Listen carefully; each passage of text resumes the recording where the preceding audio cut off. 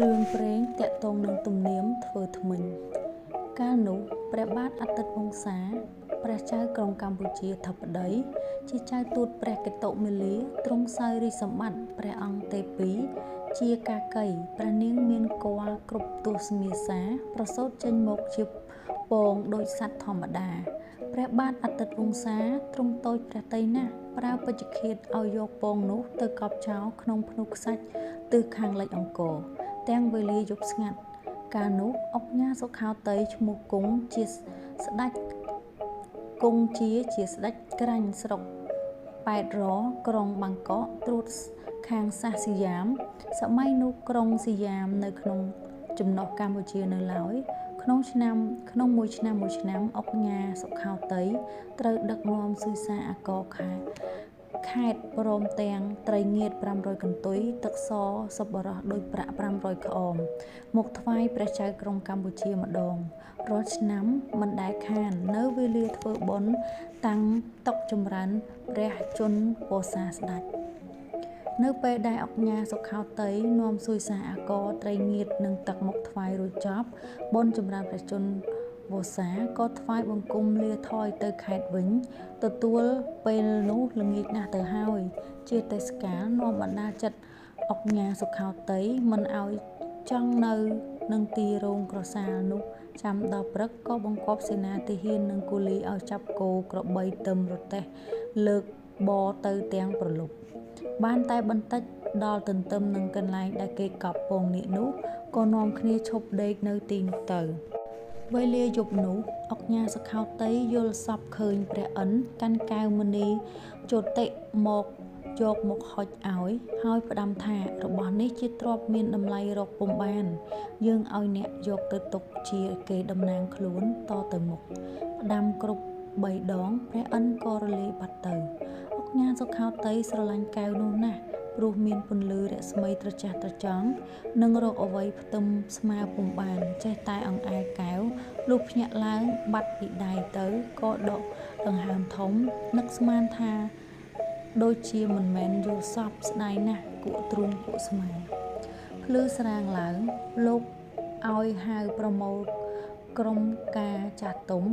ដែលនៅជាមួយមកជួបជុំលុះនិយាយពីសពប្រាប់គេទៅ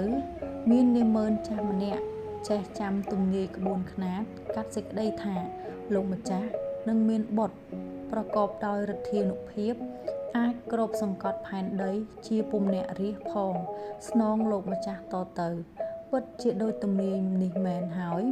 បើមិនដូចទំនាយនេះទេហ៊ានឲ្យធ្វើទោសដល់រូបកាយទៀត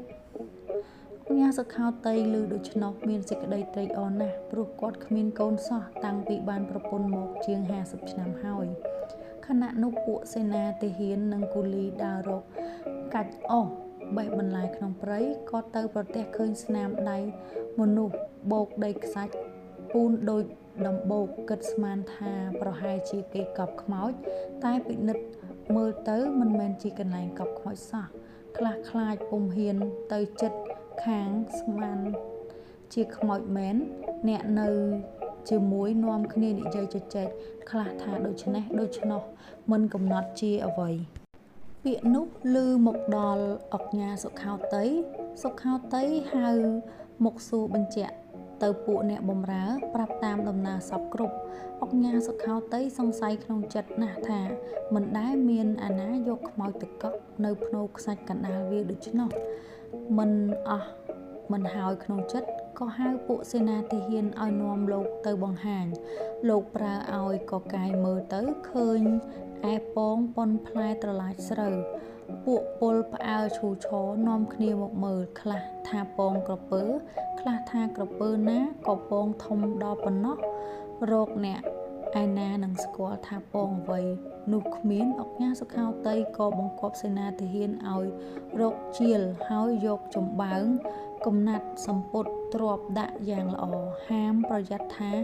យើងដឹកយកទៅស្រុកយើងទុកឲ្យញាស់មើលតើជាជាតិសត្វអ្វីបើឈ្មោះណាធ្វើឲ្យបែកពងនេះយកទោសពុំត្រាប្រណីឡើយពួកសេនាទាហានក៏ប្រុងប្រយ័ត្នថ្នាក់ថ្នមដឹកយករហូតទៅដល់ស្រុកបាងកក អុកញ៉ាសុខោតីប្រគល់ពងនោះទៅឲ្យប្រពន្ធសួរថាបានពងនេះពីណាធំម្លេះអុកញ៉ាសុខោតីថាកាយយកពីក្នុងដីស្រុកខ្មែរមកមិនដឹងជាពងសត្វអ្វីទេចូលនាងរកវត្ថុអ្វីគួរសមដាក់ទុកឲ្យញាស់មើលប្រពន្ធក៏ឲ្យខ្ញុំកំដរយកសុទ្ធតែសំឡីថ្ពេចរួចមកទ្រាប់ហើយយកទៅដាក់ក្នុងជង្រុកស្រូវគ្រប់3 ខែពងនោះក៏ញាស់ចេញជាកូនមនុស្សប្រុសបរិសុទ្ធរូបល្អស្មើទេវតាអុកញ៉ាសុខោតីឃើញពងញាស់បានជាមនុស្សចេញមកដូច្នោះស្ទុះទៅត្រកង3ហើយស្រែកហៅប្រពន្ធភ្លាត់សំឡេងថានាងអើយនាងពងញាស់ចេញមនុស្សវើយ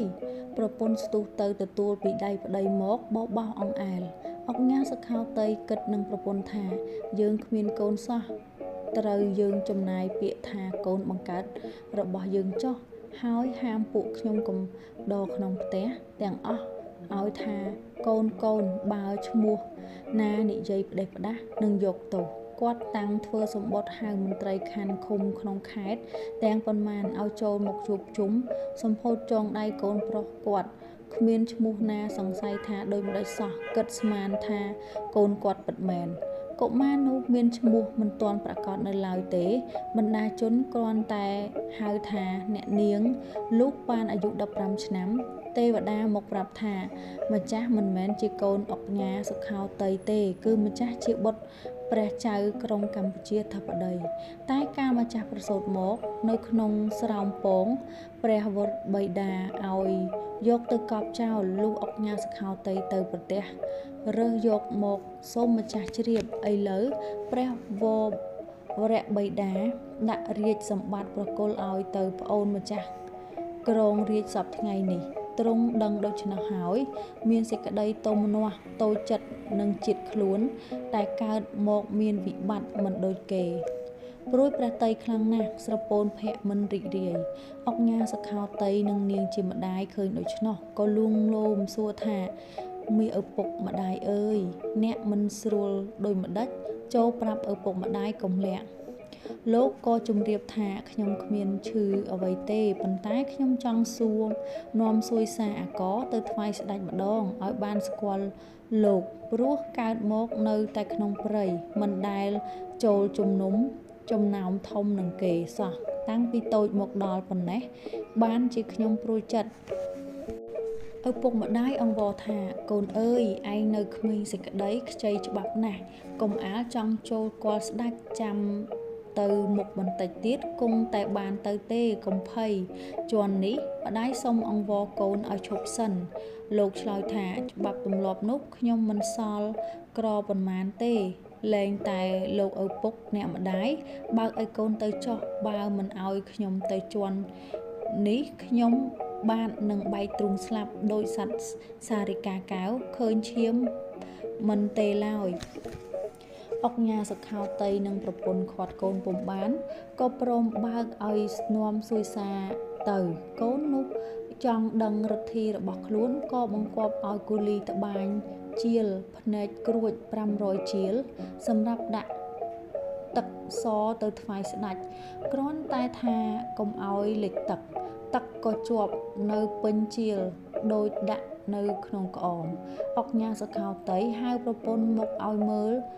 ស្ញែងឫទ្ធីកូនអស្ចារ្យឃើញការប្លែកដូច្នោះលោករើសសុទ្ធតែនាម៉ឺនចាស់ឲ្យទៅ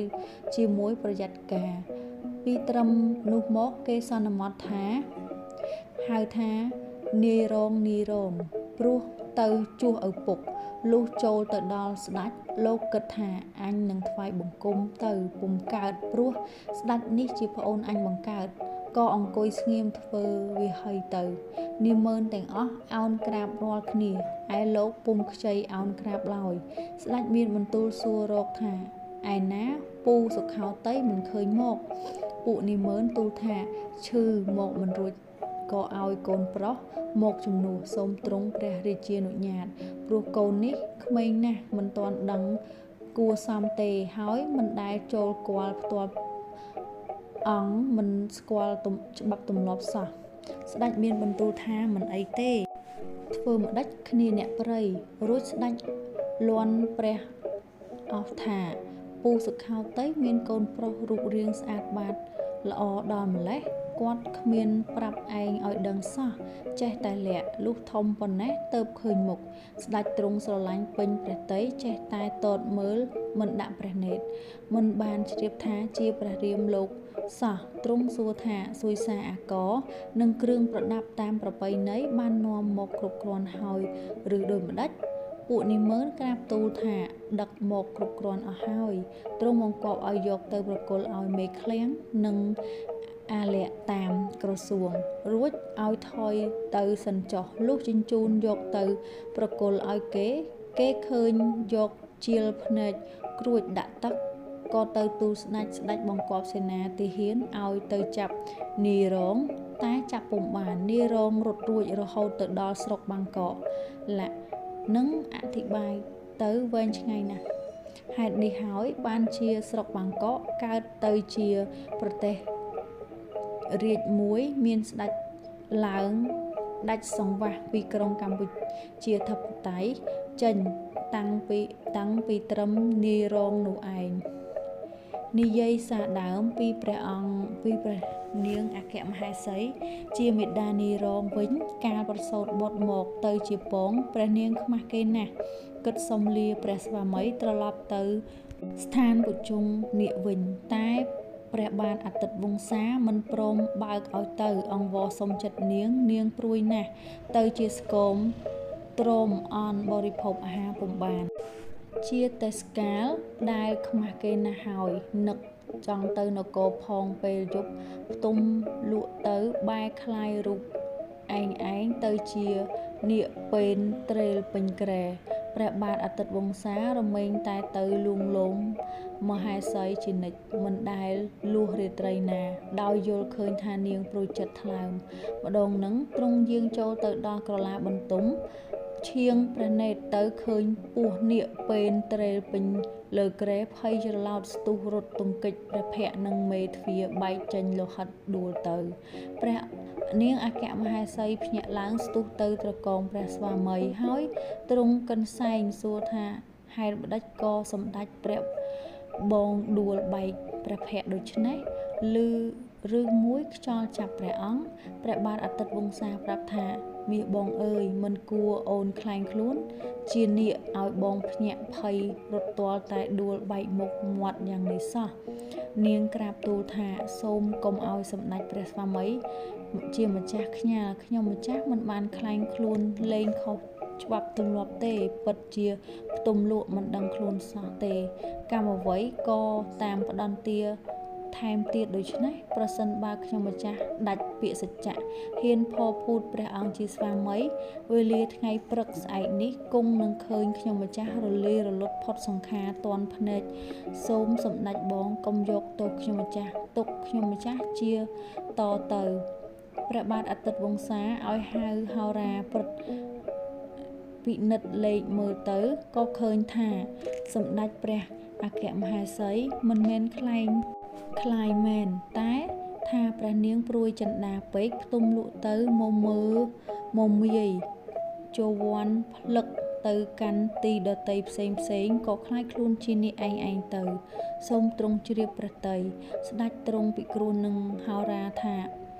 នឹងគិតធ្វើដូចម្ដេចឲ្យព្រះនាងបានស្បើយគ្រោះថ្នាក់ចេញហោរាក្រាបទូលថាត្រូវរៀបជញ្ជាត់ព្រលឹងហើយល្អងធូលីសុំឆ្នៃព្រះទាន់សុំយកអាលម្ដាយមកឲ្យធ្វើថ្នាំថ្វាយបៀមឲ្យសាបពឹសនាគចេញទៅសម្ដេចមហេសីបានស្បើយគ្រោះផ្ទុំទៅបាត់មកមើលពមាយទៀតព្រះបាទអាទិត្យវង្សាទ្រង់ឲ្យរៀបពលីការតាមហោរាបង្គាប់រួចតាំងជញ្ជាត់ព្រលឹងតាមបែបក្បួនខ្នាតបុរាណគ្រប់បរិបូរណ៍អស់ហើយព្រះអង្គនិយាយនឹងអគ្គទេពីថា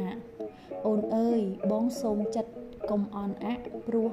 មានក្បួនហោរាទាយថាហេតុដែលបង្កើតឡើងជាអកុសលឲ្យអូនឈឺថ្កាត់ទៅជាមមាខ្លាចខ្លួនជានាគនៅវេលាផ្ទុំស្កល់ពុំដឹងស្មារតីមកពីអូនមានព្រះតន្ទាស្រួចណាស់ជាតិពឹស បណ្ដាលឲ្យរវើរវាយឈឺថ្កាត់បើដូច្នេះបងសុំឲ្យជាងច្នៃតម្រឹមហើយបៀមឱសថឲ្យសាបពឹសចេញនិងស្រោបមាសពេជ្រឲ្យវិញតើអូននឹងថាដូចម្ដេចព្រះនាងអគ្គមហេសីក៏ក្រាបថ្វាយបង្គំព្រមតាមព្រះរាជហឫទ័យស្ដេចឲ្យជាងតម្រឹមត្រឹមល្អហើយហៅគ្រូអាលម្ដាយមកផ្សំឱសថថ្នាំនោះមិនគឺអ្វីគឺសាជូមួយមុខលក្ខណ៍ខ្មែរមួយមុខផ្លែក្រូចសើចមួយមុខដុសលាយគ្នាប្រសិទ្ធិដោយអាគមស្រេចយកមកថ្វាយព្រះនាងអគ្គមហេសីរបៀបបន្សាបពឹសនាគរួចស្រោបមាសដាំពេជ្រតាមហៅប្រាប់ព្រះនាងក៏បានស្បោយគ្រោះថ្នាក់ពីថ្ងៃនោះមកឥតមានហេតុអ្វីឡើយលុះមានគរក្រោយទៀតប្រសូតមកបានព្រះរាជឱរស